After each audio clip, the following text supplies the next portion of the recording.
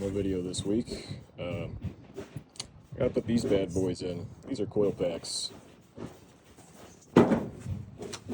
Here's a little fun fact for you. If you take the tire off on these S10s, little flap right there and you can get right to them. Look at those little guys in there. They're also the same coil packs as from a 3400 series V6. So if you're looking for parts at a scrapyard, you can just use those. They work fine. The bolts on these bad boys are 7/32 of an inch. Why? Because America, we don't use the metric system. The coil packs have two plugs in them, and that is how they get the electricity. I thought they just grounded through one of the two bolts. It's a bit too far, and there's one there, and there's one on the plug itself. And on the factory General Motors ones, this plug is yellow.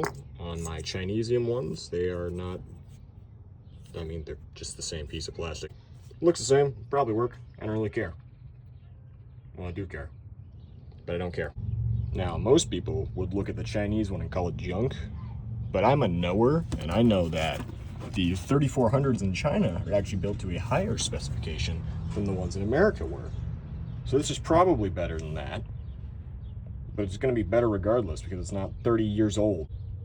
This would also be a great time to replace your wires if you're in here, but I only needed to replace that one marginally cleaner wire, and that's why the rest are dirty and not new. When the truck gives you all this grease and dirt, and it's an old truck, and you don't care, you can kind of just give it right back, just really get it in the paint and just ruin everything. Now, if you wanted to do the wires, you wouldn't have this in the way, but typically you just go in here, grab all those plugs out, and drop the wires down one by one to the corresponding spot on each coil pack. And then put it on the right spark plug. Hopefully you put it on the right spark plug, because I did not, and I ran it like that for about a year. I don't know why it's still running. The other one fell down. Should probably grab that. It'd be real bad if I drove over it and it popped my tire. My cheap Mastercraft tires that I bought from Walmart for 50 bucks. Come here.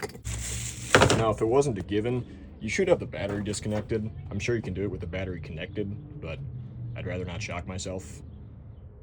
You also gotta take that tire off.